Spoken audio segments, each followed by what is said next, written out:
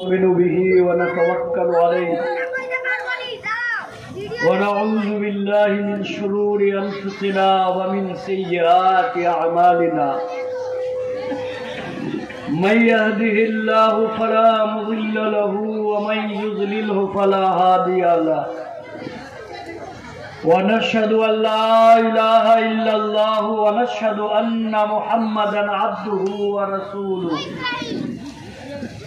أرسله بالحق بشيرا ونذيرا وداعيا إلى الله بإذنه وسراجا منيرا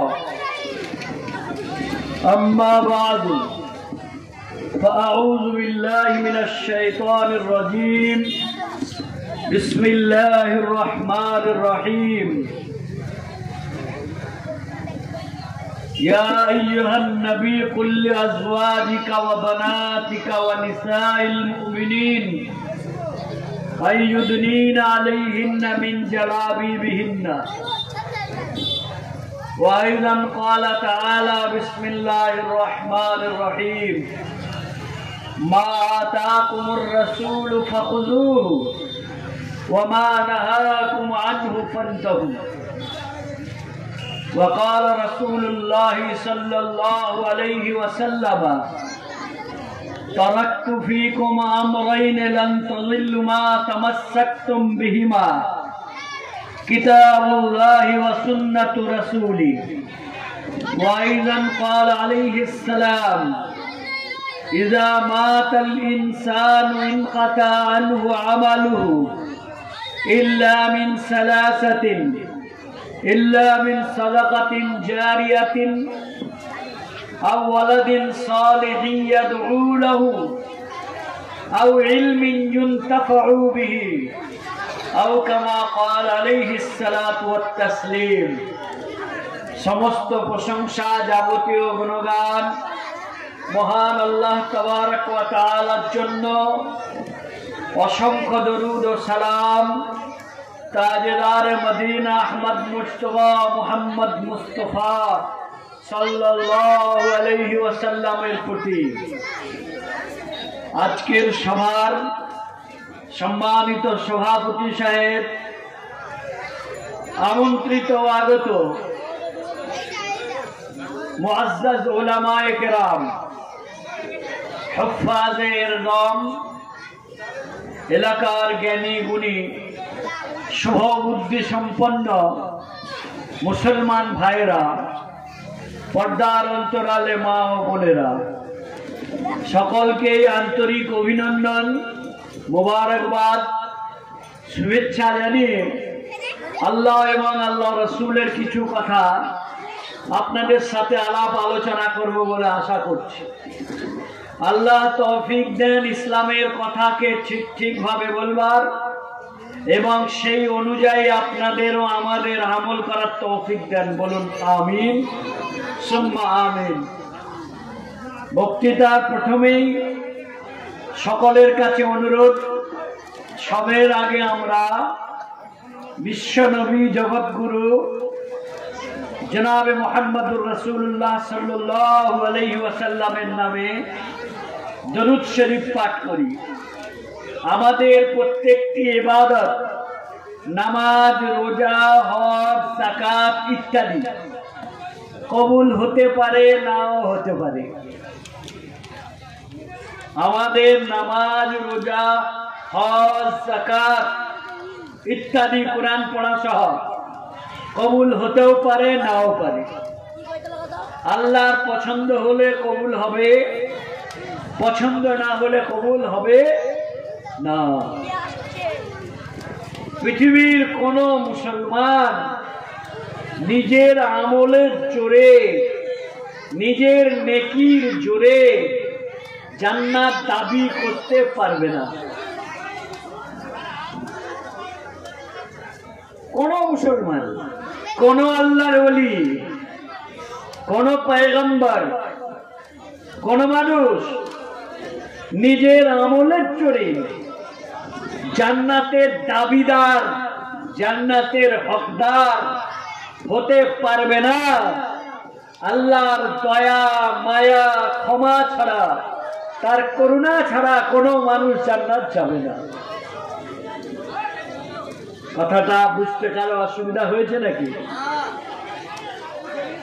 আপনি যদি ভাবেন আমি সাবালক হওয়ার পর থেকে জীবনে নামাজ কাজা করিনি, অতএব জান্নাত তোমায় দিতেই হবে, নইলে গদি ছাড়তে হবে, ও গদিটা ছাড়ার নয়, ওখানে কোনো ভোট নাই যে 5 বছর পরে না চাইলে আমরা অন্য একটা আল্লাহকে ভোট দেবো। নাউযুবিল্লাহি মিন যালিক।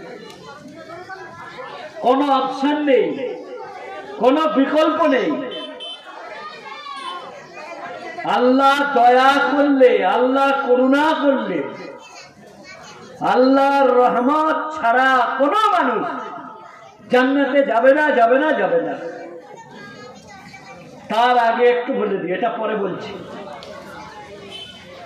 মিলাদ, ছোট জলসা, ইসলামী সভাগুলোর নামে যা হয় নেকির তুলনায় সমান সমান পাল্লা দিয়ে গোনা বেশি হয়।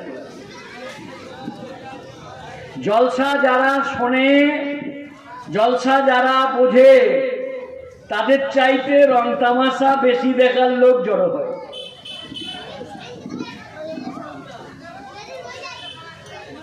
মেদিনীপুর জেলা, পশ্চিম মেদিনীপুরের একটা জলসা আছে। ওই জলসার পরের দিন ফজরের পরে গোটা 5 বিয়ে পড়াতে হয়।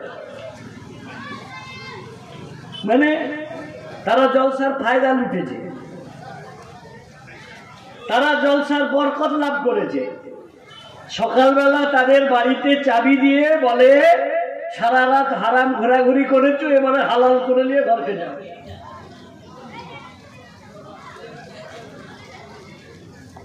আমার বন্ধুরা, ইসলামী জলসায়, আচ্ছা মুসলমানদের ঈদগাহে মুসলমান মেয়েরা ঈদের নামাজ পড়তে আসে? আসে না? জুম্মার নামাজ আসে না? পাঞ্জেগানা 5 ওয়াক্ত নামাজ আসে না? নামাজের মতো বড় ইবাদত যদি মেয়েরা ঘরে বসে বসে হয়, তাহলে জলসা কি তার চেয়ে বড় ইবাদত নাকি যে ঘরে বসে হবে না? এই বাঁদরামি গুলো বন্ধ হোক জলসার নামে। বিশ্বনবী সাল্লাল্লাহু আলাইহি সাল্লাম যতদিন বেঁচে ছিলেন ততদিন মেয়েরা 5 ওয়াক্ত নামাজ মসজিদে পড়তে আসতো। হযরত আবু বকর 2.5 বছর খলিফা ছিলেন রাদিয়াল্লাহু আনহু, মেয়েরা মসজিদে নামাজ পড়তে আসতো। হযরত ওমর রাদিয়াল্লাহু আনহু খলিফা হলেন, বললেন মেয়েরা স্টপ ইট, এটা বন্ধ করো, মেয়েরা মসজিদে নামাজ পড়তে আসবে না। কেন? হযরত ওমরের বেটা একজন ছিল, তার নাম ছিল বেলাল। বলল আব্বাজি আপনার ফতোয়া মানবো না। বলে কেন? বলে নবীজি নামাজ পড়তে পারমিশন দিয়েছিলেন, আপনি নিষেধ করলে আমরা শুনবো না। হযরত ওমরের এক বিবি ছিলেন, বললেন ওমর আপনি আমার স্বামী বটে, কিন্তু মসজিদে নামাজ আমি পড়বই, ওতে 27 গুণ নাকি বেশি, 25 গুণ নাকি বেশি। আমি নামাজ মসজিদে পড়বো, 5 ওয়াক্ত পড়বো।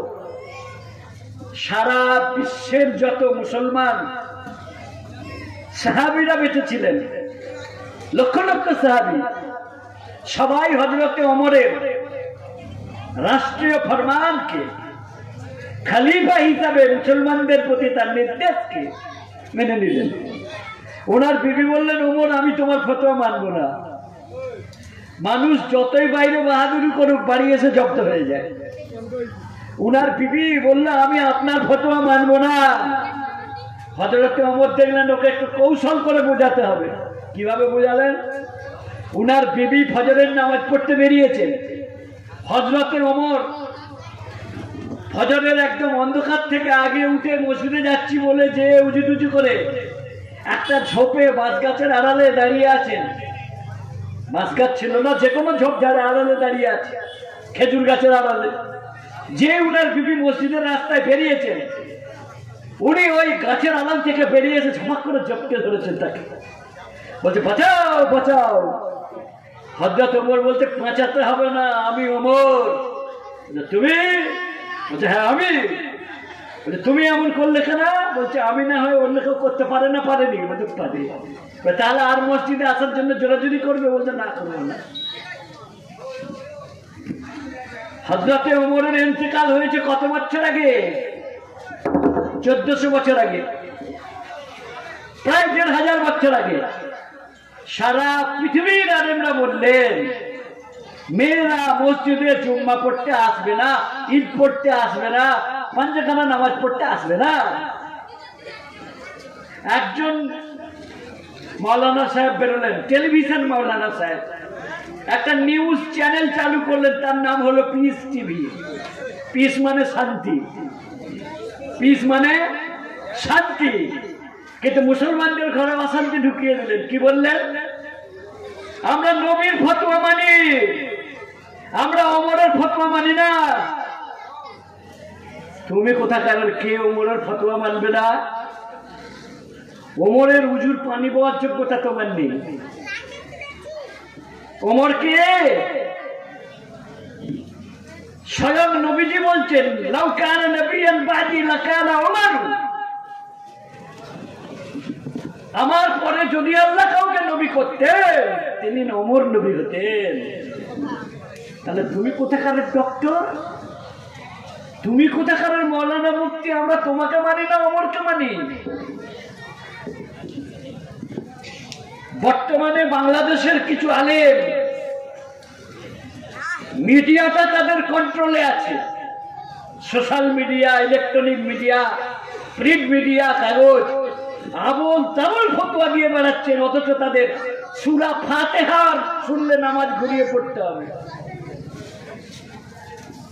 হযরতে ওমর ইসলামের এমন একজন খলিফা, আল্লাহর নবী বলতেন ওমর যে গলি দিয়ে তুমি চলে যাও ইবলিস ওই গলিতে ভয়ে ঢোকে না। তুমি ওমর। স্বয়ং আল্লাহ রাব্বুল আলামিন নবীজির জীবদ্দ সাথে বেঁচে থাকায় বদরের যুদ্ধের বন্দীদের কি বিনিময় নিয়ে ছাড়া হবে, নাকি তাদের মৃত্যুদণ্ড দেওয়া হবে? হযরত আবু বকর নবী পাক সাল্লাল্লাহু আলাইহি সাল্লাম বললেন তোমরা মুক্তিপণ দাও, তোমাদের ছেড়ে দেওয়া হবে। হযরত ওমর বললেন না, সব কটাকে মৃত্যুদণ্ড, সবকে জবাই করতে হবে।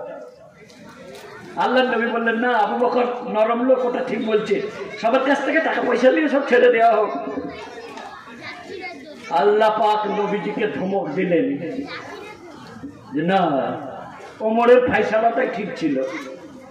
কে সমর্থন করলেন ওমরকে? কে? স্বয়ং আল্লাহ, স্বয়ং আল্লাহ।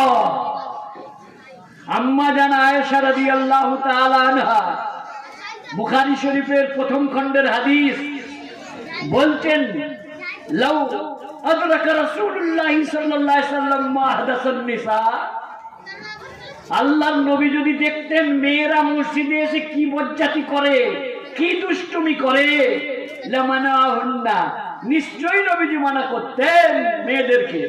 কামা মুনিয়াত নিসাউ বনি ইসরাইল, যেমন মুসা নবীর যুগে মেয়েদের মসজিদে আসা আল্লাহ নিষেধ করে দিয়েছিলেন।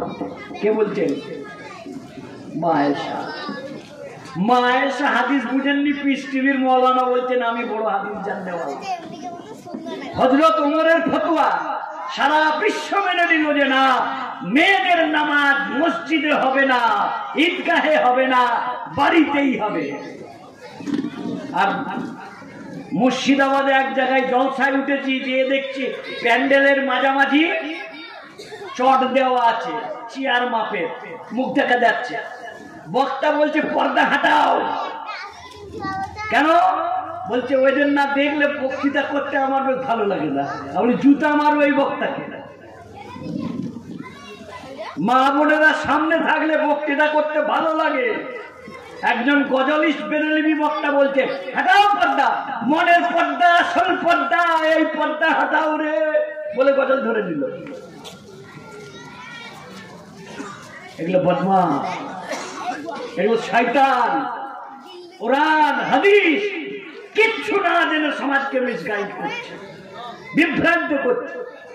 আমার বন্ধুরা, ঈদগাহের যদি মুসলমান মেয়েদের যাওয়া নিষেধ হয়, জুম্মায় যাওয়া নিষেধ হয়, জলসার রাত্রে মা বোনেদের বাড়িতে যাওয়া কি করে কোরআন হাদিস অ্যালাউ করতে পারে?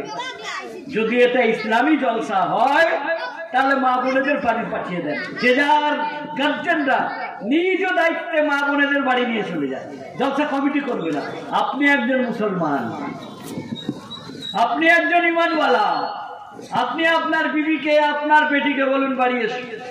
আল্লাহর হুকুম যেখানে নাই, আমার মা বেটি সেখানে নাই। মায়েরা কি দিনের কথা শুনবে না? শুনবে। হ্যাঁ, আপনারা যে মাইক দিয়েছেন হাজরা মোট পর্যন্ত শোনা যাচ্ছে, হাজরা কাটটা পর্যন্ত মাইকে শুনবে, ঘরে বসে শুনবে, সেপারেট জায়গা হবে। জলসার চেয়ে দোকানদারি বেশি হয়ে গেলে ফেতনা ঘেরা যাবে না, ফেতনা ঘেরা যাবে না। ভাই, জলসা কর্তৃপক্ষ অনুরোধ, যদি একটা টেবিল ফ্যানের ব্যবস্থা করতে পারলেন তাহলে খুব ভালো হয়। তাহলে আমি 2-2.5 ঘন্টা একটু ভালোভাবে বলতে পারবো। নাহলে বাইরে ঠান্ডা হাওয়া বলে ভেতরে গেঞ্জি পরে নিয়েছি, এখন দেখছি বক্তৃতা করলে গরম লাগছে। টেবিল ফ্যানের একটা হালকা ব্যবস্থা করতে পারলে করবেন, চেষ্টা করবেন। আমি যে কথাটা বলছিলাম আবার সেই কথাই চলে এসেছে। মাঝখানে একটু আপনাদের তেতো ওষুধ দিতে হলো, ক্ষমা করবেন যদি ভুল বলে থাকি। ভুলতে বলিনি, কোরআন হাদিস বলেছি। আমার থ্রোয়িংটা খারাপ লাগলে, বলাটা যদি মনে হয় একটু কড়াভাবে হয়ে গেল, ওটা মার্জনা করে দেবেন। যাই হোক, আমি যেটা বলছিলাম, দুনিয়ার কোন মানুষ আল্লাহর দয়া, আল্লাহর মায়া, আল্লাহর ক্ষমা, আল্লাহর করুণা ছাড়া জান্নাত যাবে না। আমি অনেক নামাজ পড়েছি, অনেক দরুদ পড়েছি, অতএব আমি জান্নাতের দাবিদার। বর্তমানে অনেক মানুষ বলছেন, হ্যাঁ, একবার তুমি 3 দিনের জামাতে চলে গেলেই তুমি জান্নাতি। কেন? তুমি তবলিগওয়ালা। কেউ বলছে আমার দাদু হলো ইঞ্জিন, তোমরা হলে বগি। আমার দাদু জান্নাতে যাবে, তোরাও যাবি। আমার নানা জান্নাতে যাবে, তোরাও যাবি। মামা বাড়ির আবদানটা কি ইডিয়েট? ওটা আল্লাহর বাড়ি, ওটা জান্নাত। দাদুর জান্নাত নয়, নানুর জান্নাত নয়, ওটা আমলের জান্নাত। কিসের জান্নাত? নেক আমলের জান্নাত। দাদু নানু দেখে, চাচা দেখে, শ্বশুর দেখে ইসলামে বিচার হয় না। আল্লাহর নবী একদিন সাহাবীদেরকে নিয়ে এইভাবে বসে আছেন। আল্লাহর নবী বললেন, ঠিক ওই ভাষাটা, যে ভাষাটা আমি বলছি, কোন মানুষ আল্লাহর দয়া ছাড়া, আল্লাহর করুণা ছাড়া জান্নাতে যাবে না।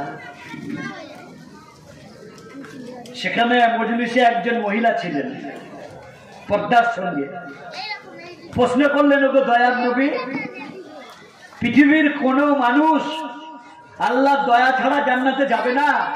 বললো, না, যাবে না। আল্লাহ নবী বলছেন, না, যাবে না। আমলের জোরে আমি এত নামাজ পড়েছি, আমাকে জান্নাত দিতে হবে, এটা আমি করতে পারবে না। বলছে কেউ না? বলছেন না। মহিলা অত্যন্ত বুদ্ধিমতী ছিলেন।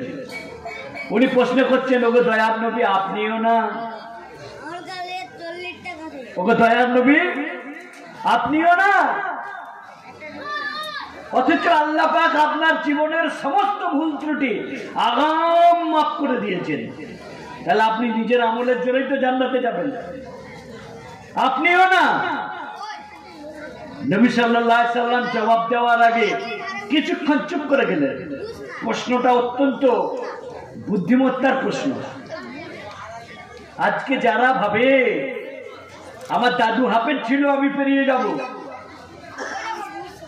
আমার মৌলানার আব্বা ছিলেন, আমি পেরিয়ে যাব, একটু ভেবে দেখবেন। আল্লাহর নবী সঙ্গে সঙ্গে উত্তর দিলেন না।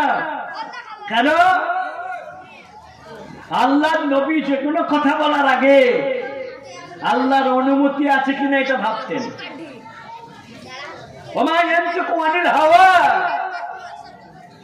তিনি নিজের মন থেকে কোনো কল্পনা প্রসূত কথা বলতেন না। ইন হুয়া ইল্লা ওয়াহয়ু ইউহা, তিনি যেটা বলতেন সেটা আল্লাহর আদেশ বলতেন, আল্লাহর হুকুমকে বলতেন। আল্লাহর দিকে মুতাওয়াজ্জা হয়ে গেলেন, আল্লাহর দিকে মনটাকে মনোনিবেশ করলেন। তারপরে চোখ তুলে বললেন, আয়েশা, আমি নামটা বলেই ফেলেছি, প্রশ্নকারী কে ছিলেন? আম্মা জান আয়েশা। এত ভালো প্রশ্ন করার মতো মেয়ে পৃথিবীতে একজনই ছিল, আম্মা জান আয়েশা। আল্লাহ পাক ওই জন্যই নবীজিকে বললেন, আয় আমার হাবিব, আপনি আয়েশাকে বিয়ে করে নেন। ওর বয়স কম হলে কি হবে, ও জ্ঞান বুদ্ধিতে সব চাইতে বেস্ট বর্তমান পৃথিবীর। আম্মা জান আয়েশা কে আল্লাহর নবী বললেন, আয়েশা আমিও না, আমিও না, ইল্লা ইয়াতাগাম্মাদানি আল্লাহু বিরহমাতিহি, যতক্ষণ না আল্লাহ তার নিজের রহমতের দ্বারাই আমাকে ঢেকে নেয়, তার দয়ার দ্বারাই আমাকে ঢেকে নেয়, ততক্ষণ আমিও জান্নাতে যাব না। বলুন সুবহানাল্লাহ। কে বলছেন? বিশ্ব নবী সাল্লাল্লাহু আলাইহি সাল্লাম। যে আল্লাহ যতক্ষণ না তার দয়ার চাদরে আমাকে ঢেকে নেয়, ততক্ষণ আমারও জান্নাতে যাওয়া নিজের আমলের জন্য সুনিশ্চিত নয়। আমিও যাব জান্নাতে, সবের আগে যাব আমি। কেন? হাসরের ময়দানে সমস্ত নবীরা যখন বিফল হয়ে যাবেন, আমি হব হাসরের ময়দানের সর্বাধিনায়ক, ক্যাপ্টেন। আমি যাব, সবের আগে যাব, সবাইকে সঙ্গে নিয়ে যাব আমার উম্মতকে, কিন্তু সেটা আল্লাহর দয়ার উপরে, আমার নামাজ রোজার জোরে নয় যে আমার পাট্টা আছে দেখাবো আর ঢুকে যাব। হবে না, হবে না। তাহলে আমাদের এত নামাজ, এত রোজা, এত হজ, এত যাকাত, আমরা আল্লাহর কাছে জান্নাত দাবি করতে পারবো না। না, জান্নাত ভিক্ষা চাইবো আল্লাহর কাছে, জান্নাত ভিক্ষা চাইবো আল্লাহর কাছে। আল্লাহ তুমি জান্নাত দাও। তাহলে নামাজ কেন পড়বো আমরা? অনেক প্রশ্ন হবে তো। পড়তে হবে, পড়তে হবে। তার কারণ আল্লাহ তোমাকে কি দিয়েছে দেখো। জান্নাত তো শেষ, তার আগে তোমাকে কি দিয়েছে দেখো। হ্যাঁ, তোমাকে দুবেলা খাবার দিয়েছে, তোমাকে জন্ম দিয়েছে, তোমাকে দুটো চোখ দিয়েছে, দুটো কিডনি দিয়েছে, একটা হার্ট দিয়েছে। একটা কিডনি 10 লাখ টাকা দাম, আপনি কিনতে পারবেন না। বলবে 5 লাখ টাকা আছে দাও, বলতে হবে, তবে ওটা মানুষের কিডনি পাবেন না, বাঁদরের কিডনি লাগিয়ে দেবো। আপনি ভালো হতেও পারেন, না হলে মরে যেতেও পারেন। দুটো কিডনি আল্লাহ ফিরিয়ে দিয়েছেন, দুটো চোখ আল্লাহ ফিরিয়ে দিয়েছেন। হ্যাঁ, পৃথিবীর মানুষ যারা মনে করে আমরা বিজ্ঞান মহাশক্তিধর, তাদেরকে বলো না একটা আর্টিফিশিয়াল চোখ তৈরি করে দেখাও। আল্লাহর দেওয়া চোখ বাদ দিয়ে তুমি একটা চোখ তৈরি করো, 1 লিটার রক্ত তৈরি করো, পারবে?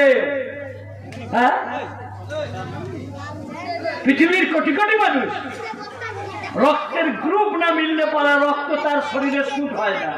হ্যাঁ, আর মানুষের রক্ত তো অনেক দূরের। যদি মানুষের বডিতে গরুর রক্ত, মোষের রক্ত, উটের রক্ত, খাসির রক্ত ভরে দিলেও বেঁচে যেত, তাহলে আমাদেরকে এত রক্ত দান করতে হতো না। কিন্তু হবে না।